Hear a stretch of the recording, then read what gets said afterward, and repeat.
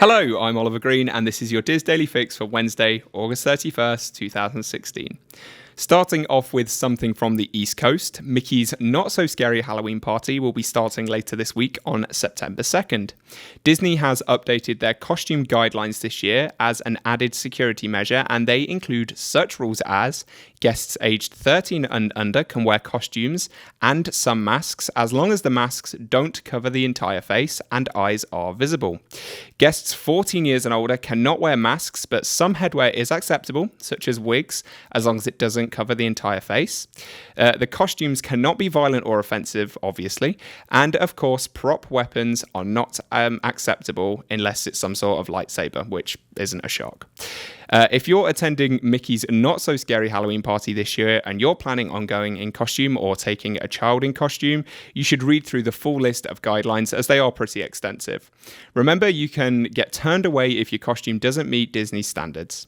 To see the full list of guidelines, you can head on over to our website, wdwinfo.com, and find the article there. Moving on over to the West Coast, beginning September 9th, Disney California Adventure is celebrating the final days of the Twilight Zone Tower of Terror with a special After Dark ride experience, commemorative merchandise, and some new entertainment. Tower of Terror will be closing January 2nd, 2017 to begin its transformation to the Guardians of the Galaxy Mission Breakout. During each night of the celebration leading up to the closure, guests will be able to experience late checkout where they can ride the Tower of Terror in complete darkness. There will also be special late checkout merchandise, photo opportunities, and food items. During the day, the Silver Lake sisters, that's Dolly, Dottie, and Ethel, will be performing a farewell tribute at the Hollywood Tower Hotel. The sisters are vaudeville veterans who performed at the hotel in its heyday. The Silver Lake sisters will perform throughout October 31st, and late checkout continues throughout January 2nd. Back here in Orlando, Universal Studios has had a shake-up in their annual pass lineup. Instead of the 3 annual passes previously available, the Power, Preferred, and Premium, Universal has introduced a 4th pass named the Seasonal Pass. Every pass in the lineup now has some slight changes to it. The Premier Pass has everything it had before, but now has the added benefit of early park admission. The Preferred has everything it had before, with early park admission, but however, that doesn't include some block-out dates. And just to clarify, that's block-out dates for the early admission and not block-out dates for general admission. The Power Pass is almost the same as it was, however, it now has the benefit of a 50% discount on self-parking and has less block-out dates than it did previously. And finally, the new Seasonal Pass. It doesn't include any discounts on parking and includes block-out dates around the busiest times of year. The Seasonal Pass has been introduced at $284.99 plus tax for out-of-state visitors and $259.99 for Florida residents. All of the other passes have seen as much as a 13% increase in price.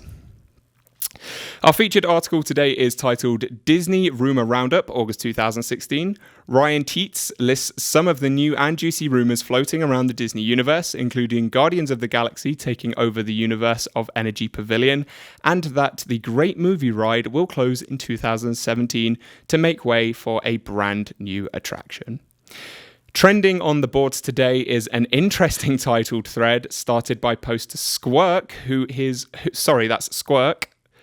wondering what would happen if he fell asleep, whilst reading in one of the lounge chairs in a public area on the ship during the middle of the night. Wow, that is a long sentence.